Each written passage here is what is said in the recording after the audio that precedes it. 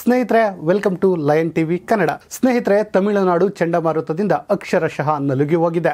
ಮಿಚಾಂಗ್ ಚಂಡಮಾರುತದಿಂದ ಹಲವಾರು ಜಿಲ್ಲೆಗಳಲ್ಲಿ ಮಳೆ ಹೆಚ್ಚಾಗಿದ್ದು ದೊಡ್ಡ ದುರಂತಕ್ಕೆ ಕಾರಣವಾಗ್ತಿದೆ. ಈ ಮಳೆ 2015ರ ಮಳೆಯನ್ನ ಮರು ನೆನಪಿಸುವಂತಿದೆ. ಇದೇ ಕಾರಣಕ್ಕೆ ಹವಾಮಾನ ಇಲಾಖೆ ತಮಿಳುನಾಡು, ಆಂಧ್ರ ಪ್ರದೇಶ, ಒಡಿಶಾ ಹಾಗೂ ಪಶ್ಚಿಮ ಬಂಗಾಳಕ್ಕೆ ರೆಡ್ ಅಲರ್ಟ್ ಘೋಷಣೆ ಮಾಡಿದೆ. ಇದೇ ಮಳೆ ಇನ್ನೂ ಹೆಚ್ಚಾಗಲಿದ್ದು ತಮಿಳುನಾಡು ಸರ್ಕಾರ ಜನರಿಗೆ ಎಚ್ಚರಿಕೆಯನ್ನು ನೀಡಿದೆ. ಹೌದು ಸ್ನೇಹಿತರೆ, ಮಿಚಾಂಗ್ ಚಂಡಮಾರುತ ಇನ್ನಷ್ಟು ಮಳೆಯನ್ನ ಹೆಚ್ಚಿಸುವ ಸಾಧ್ಯತೆ ಇದ್ದು ಚೆನ್ನೈ, ಕಾಂಚೀಪುರಂ, ತಿರುವಳ್ಳೂರ್ ಸೇರಿದಂತೆ ಹಲವು ಜಿಲ್ಲೆಗಳಲ್ಲಿ ವರುಣ ಆರ್ಭಟ ಹೆಚ್ಚಾಗಿದ್ದು ಚೆನ್ನೈ ವಿಮಾನ ನಿಲ್ದಾಣದಲ್ಲಿ ನೀರು ನಿಂತಿದ್ದು ವಿಮಾನ ಸಂಚಾರ ಸ್ಥಗಿತಗೊಂಡಿದೆ.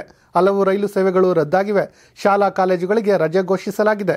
ಕಾರುಗಳು ನೀರಿನಲ್ಲಿ ತೇಲುತ್ತಿವೆ. ಅಪಾರ್ಟ್ಮೆಂಟ್ಗಳಿಗೆ ನೀರು ನುಗ್ಗಿದ್ದು ದೊಡ್ಡ ಅನಾಹುತಗಳೇ ಸಂಭವಿಸಿವೆ. ಎಲ್ಲಿ ನೋಡಿದ್ರೂ ನೀರು ನೀರು ಎನ್ನುವಂತಾಗಿದೆ. ಇದಷ್ಟೇ ಅಲ್ಲದೆ ನಟ ವಿಷ್ಣು ವಿಶಾಲ್ ರವರ ಮನೆಗೂ ಕೂಡ ನೀರು ನುಗ್ಗಿದ್ದು ದೊಡ್ಡ ಸುದ್ದಿಯಾಗಿತ್ತು. ಇದರ ನಡುವೆ ಅಮೀರ್ ಖಾನ್ ಕೂಡ ಪ್ರವಾಹದಲ್ಲಿ ಸಿಲುಕಿದ್ದು ಅವರನ್ನು ಕೂಡ ರಕ್ಷಣೆ ಮಾಡಲಾಗಿದೆ. ಇದಷ್ಟೇ ಅಲ್ಲದೆ ಕ್ರಿಕೆಟರ್ ಅಶ್ವಿನ್ ಕೂಡ ಟ್ವೀಟ್ ಮಾಡಿದ್ದು, ನಮ್ಮ ಏರಿಯಾದಲ್ಲಿ ಕಳೆದ 30 ದಿನಗಳಿಂದ ಯಾವುದೇ ರೀತಿಯ ವಿದ್ಯುತ್ ಇಲ್ಲ ಎನ್ನುವಂತಹ ಮಾಹಿತಿಯನ್ನು ಕೂಡ ನೀಡಿದ್ದಾರೆ. ಇನ್ನು 2015ರ ಪ್ರವಾಹದ ಪರಿಸ್ಥಿತಿಯನ್ನು ಇದು ಅಕ್ಷರಶಃ ನೆನಪಿಸುತ್ತಿದ್ದು ಇದೇ ಕಾರಣಕ್ಕೆ ಜನರು ಸಮುದ್ರದ ಬಳಿ ಹೋಗದಂತೆ ಹಾಗೂ ಮೀನುಗಾರರು ನೀರಿಗೆ ಇಳಿಯದಂತೆ ಎಚ್ಚರಿಕೆ ನೀಡಲಾಗಿದೆ.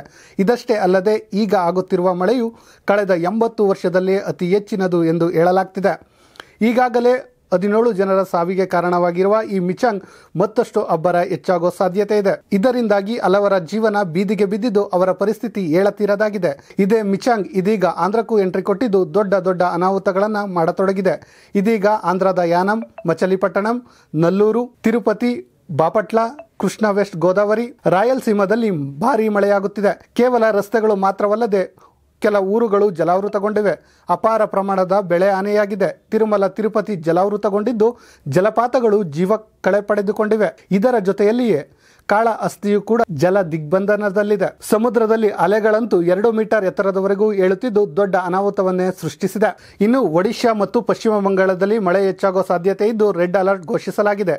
ಮುನ್ನೆಚ್ಚರಿಕಾ ಕ್ರಮಗಳನ್ನು ಕೈಗೊಳ್ಳಲಾಗಿದೆ. ಇನ್ನು ತಮಿಳುನಾಡು ಮುಖ್ಯಮಂತ್ರಿ ಎಂ.ಕೆ. ಸ್ಟಾಲಿನ್ ಪ್ರಧಾನಿ ನರೇಂದ್ರ ಮೋದಿ ಅವರಿಗೆ ಪತ್ರ ಬರೆದಿದ್ದು 5,060 ಕೋಟಿ ಪರಿಹಾರ ನೀಡುವಂತೆ ಬೇಡಿಕೆ ಇಟ್ಟಿದ್ದಾರೆ. ಇನ್ನು ಆಂಧ್ರದಲ್ಲೂ ಆರ್ಭಟ ಹೆಚ್ಚಾಗಿದ್ದು ಮತ್ತಷ್ಟು ಅನಾಹುತ ಆಗುವ ಸಾಧ್ಯತೆ ಹೆಚ್ಚಿದೆ. ಆ ಕಾರಣದಿಂದ ಆಂಧ್ರ ಸರ್ಕಾರ ಕೂಡ ಎಚ್ಚರಿಕೆ ಕ್ರಮ ತೆಗೆದುಕೊಳ್ಳಲು ಹಲವು ಸೂಚನೆಗಳನ್ನು ನೀಡಿದೆ.